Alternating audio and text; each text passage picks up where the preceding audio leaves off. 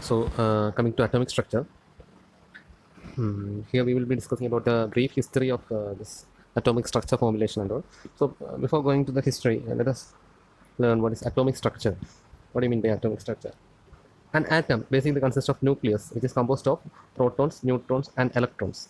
These electrons encircle the nucleus. Okay, so the center of the atom will be nucleus, which consists of protons and neutrons, and electrons encircle the nucleus. So atoms are the basic units of matter and the defining structure of an element.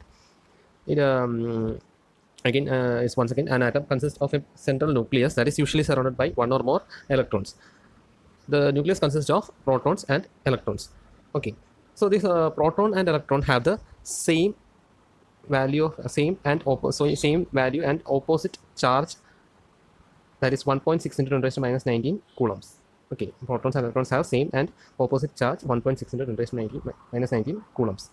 Atomic number is equal to, what is the atomic number of an element is equal to the number of protons, that is, which is equal to the number of electrons. Now, if you are saying about the atomic mass is equal to the number of protons, mass of protons plus the mass of neutrons in a nucleus. Okay, both proton and neutrons are in nucleus, and these sum will give you the atomic mass. Now, isotopes are those elements having different atomic masses, Okay, but they're having the same atomic number but different atomic masses. Number of protons in isotopes remains the same. That is, they're having the same atomic number. Number of protons remains same means what? Same atomic number, but they're having the different mass. Number of protons in isotopes remains same while number of neutrons varies. How they are having different mass? Because they are having the number of protons as number of neutrons as different. Number of protons are same but number of neutrons are different. So these are the basic idea about atomic structure. We will get to the detailed history, evolution of this particular atomic theory and all. The ideas and theories about atoms have been discovered long before, that is some 2000 years before. In 440, that is from 460 to 370 BC, between 460 to 370 BC, in Democritus. Democritus is the person who first proposed tiny indivisible particles in constant motion. Okay, he called them as atomos. Okay, Democritus called them as atomos.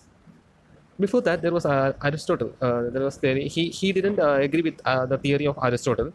Aristotle believed that matter can be divided infinitely without changing its property. But according to Democritus, atoms cannot be divided. It is indivisible particle. Okay, Aristotle believed that atoms can be divided. Democritus believed that atoms cannot be divided. So, the first proposed the existence of an ultimate particle. Democritus first proposed the existence of an ultimate particle. He used the word atomos to describe particle. Democritus proposed 5 basic points to his theory. That is, all matter is composed of atoms, which are bits of matter, too small to be seen.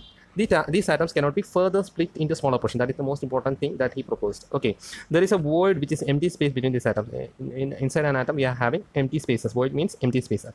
Then atoms are completely solid. Atoms are homogeneous with no internal structure. Atoms are different in their sizes, their shapes, and their weight. So these things were proposed by Democritus. Now going to Aristotle. As per Aristotle, what is his theory? He believed that matter can be divided infinitely without changing its property.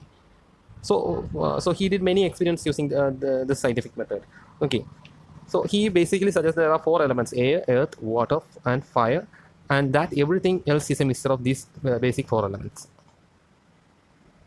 And then came John Dalton. He proposed his theory in 1803.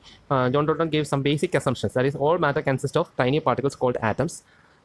All the matter consists of tiny particles called atoms. Atoms are indestructible. Okay, atoms are indestructible and unchangeable.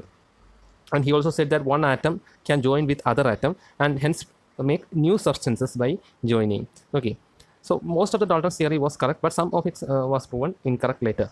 Okay, so the modern atomic theory was born with John Dalton in 1803. Elements are composed of tiny particles called atoms. All atoms of a given element are identical. Atoms of a given element are different from those of any other element. Atoms of different elements can be distinguished from one another by their respective relative weights.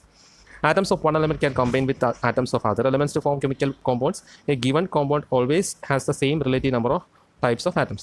Atoms cannot be created, divided into smaller particles, nor destroyed into chemical process. A chemical reaction simply changes the way atoms are grouped together. So these things were these theories were suggested by John Dalton, and most of the theories are correct, but few were proven wrong later, and they were corrected. Then came the Dmitri. Everyone might be knowing about Dmitri Mendeleev. We know he have heard about the Mendeleev's periodic table. So he created the first organized periodic table. So organizing each elements by atomic. He arranged the elements by atomic weight, based on their atomic weight. See, he categorized 56 elements discovered at the time. When he was making the periodic table, there were 56 elements. He categorized this 56 elements in the order of their atomic weight. He organized his table to group the elements according to their properties.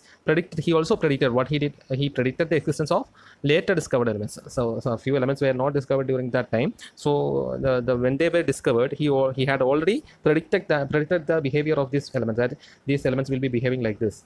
Okay, he mentioned that by studying his periodic table. From his periodic table, he could do that. He could predict the behavior of this material. He named them as Eka aluminum, Eka silicon, which was later discovered as gallium and germanium. Okay. Then there was discoveries from J.J. Thomson. He discovered the electron. J.J. Thomson discovered electron. He used a cathode ray tube to conduct an experiment which showed that there are small particles inside atoms. An atom consists of small particles. He used a cathode ray tube experiment to conduct experiment and showed that there are small particles inside an atom. And this discovery of J.J. Thomson identified the errors in Dalton's theory. Okay, so first initially Dalton mentioned in the theory that we have already discussed. So after the J.J. Thomson's discoveries came, it clarified that Dalton's theory had some errors, and these errors were discovered by this experiment, cathode ray tube experiment. Okay. So cathode ray tube. What did the cathode ray tube experiment conduct? Why did he conduct cathode ray tube experiment? In order to identify small particles inside atoms. Okay. And then he included the presence of electrons in the atomic theory. So it was in 1889, soon after the discovery of the electron, Thomson began speculating on the nature of atoms and suggested a plum pudding model. This is very important. The plum pudding model was suggested by J.J. Thomson. Negatively charged electrons which were floating around in a pudding are positively charged to match that of the electrons and make an electrically neutral atom. Then came the Ernest Rutherford. He actually stated that most of the atoms were found in a region in the center called nucleus. Ernest Rutherford suggested that most of the atoms mass is found in the region center, in the center of the nucleus. In the nucleus only we will be having in the mass of that particular element. Okay, so he suggested that the nucleus contained particles with positive charge called protons. He then calculated nucleus was around 1 lakh times smaller than the diameter of the atom. Nucleus was much smaller than the diameter of the whole atom. So when we taking the whole atom, when we take into consider the whole atom, the nucleus is 1 lakh times smaller than the whole atom. That it is at the center, and it has got positive charged particles called protons. These things were suggested by Ernest Rutherford. So his model, Ernest Rutherford's model, shows that atoms travel in random path around the nucleus. Atoms rotate around the nucleus in random path. So Rutherford concluded that the plum pudding model is wrong. First, he concluded that J.J. Thomson's plum pudding model is wrong by his experiments. Okay. So according to Rutherford, atoms have a nucleus very small and dense containing positive charge and most of the atoms mass. Atom consists of mostly empty spaces. That is, we already mentioned that it is 1 lakh times much smaller than the diameter of the atom. Nucleus is 1 lakh times much smaller than the diameter of the atom. The electrons are attracted to the nucleus but remain far outside it. Electrons are attracted, the electrons revolve around the nucleus and they are attracted towards the nucleus, but they are very far away from the nucleus. Okay. So he did the world foil experiment with alpha particle. Then Neil Bohr in 1913 suggested that electrons travel around the nucleus in a definite circular path. Okay, so he only mentioned that electrons revolve around the nucleus in circular path.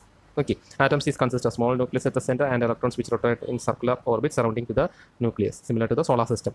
The electrons rotates around the nucleus. Okay, nucleus is positively charged and electrons are negatively charged. Positively charged nucleus consists of protons and neutrons. Protons are positively charged and neutrons does not have any charge. Electrons revolve around the nucleus in certain orbits. Each orbit or stationary orbit is having certain energy level.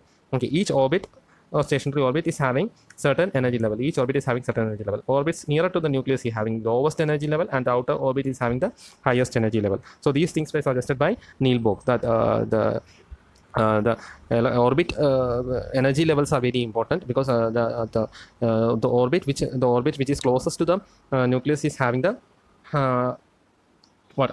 highest energy level, and the orbit nearer to the nucleus is orbit nearer to the nucleus is having the lowest energy level, and the outermost orbit is having the highest energy level. Next comes the quantum numbers. So what is quantum numbers? It is an address of an electron. It shows the location of a particular electron. So what does address mention? Address mention the exact location. So quantum numbers is used to address an electron. Okay. Quantum numbers represents the location, energy level, and spin of an electron. Quantum numbers of an electron represents the main energy level, or shell, or tube, or orbit to which the electrons belong, represented by small n. It has integral values, that is 1, 2, 3, 4, etc. Electrons having principal quantum numbers are associated with same energy levels. Energy levels are denoted by K, L, M, N, etc. Okay, so these are the just basic concept. Then coming to our topic, atomic bonding.